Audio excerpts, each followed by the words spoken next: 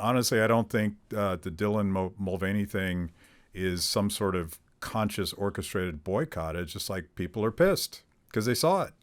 Yeah. And I think it's, Bud Light would say, well, they don't say anything except the wrong thing at this point, but people who are in favor of it and who get mad at me for trying to explain, why this angers some people, they would say, what's wrong with inclusivity? They're just trying to be inclusive. They're just, that's dishonest. It is touting and putting forth an ideology around gender that is not embraced by everyone, and at its core says the gender is or sex is assigned, not observed. Well, not everybody agrees with that. I mean, we're kind of, I would say 50-50, but I actually think most people think that isn't true, that you are born the sex that you are born. Most people, and a really large percentage of people right now, are just too afraid to say it because you got dragged pretty hardly across the internet for saying it.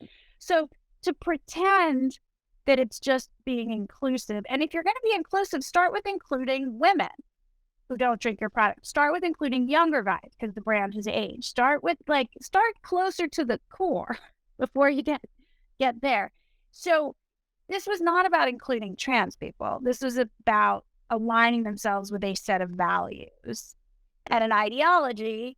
And it's disingenuous to pretend that's not what they were doing. Add to that a lot of women were angry because the way that Dylan themselves, if a brand showed a woman acting as frivolously, they would be accused of misogyny. Right.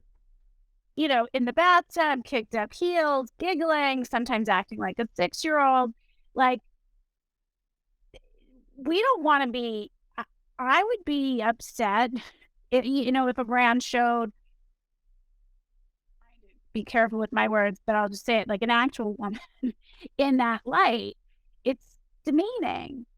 Yeah. And so why is it okay if that is a trans person? Yeah, it seems like I have to say I don't know a single woman that acts that way, and it was the way that I saw it was a hostile caricature of women. So it was to me very I don't even it was more than misogynist. It was just like off the charts.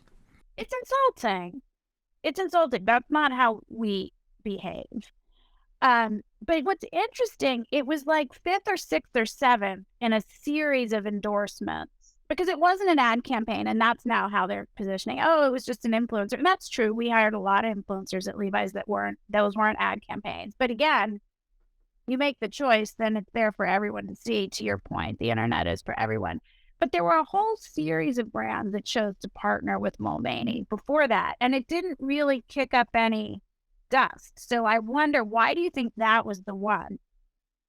Not versus Tampax, which seems more egregious. It's probably a little bit cumulative. It was the straw that broke the camel's back, and back to your earlier point, why the corporate culture wants to pursue a good ESG score. I think there's sort of it started off as a kind of a rent protection. I'm going to cover my ass and keep the mob away from me, and now it's tipped where there's an equally angry set of people that are just tired of it. Yeah. And it's the opposite of inclusiveness in my mind. I think the word inclusive has been subverted. It means the opposite of that, because to me, inclusive is everybody's welcome. We're going to tolerate everybody. America is that one place where everyone's allowed to be themselves. And now it's you must celebrate this one thing.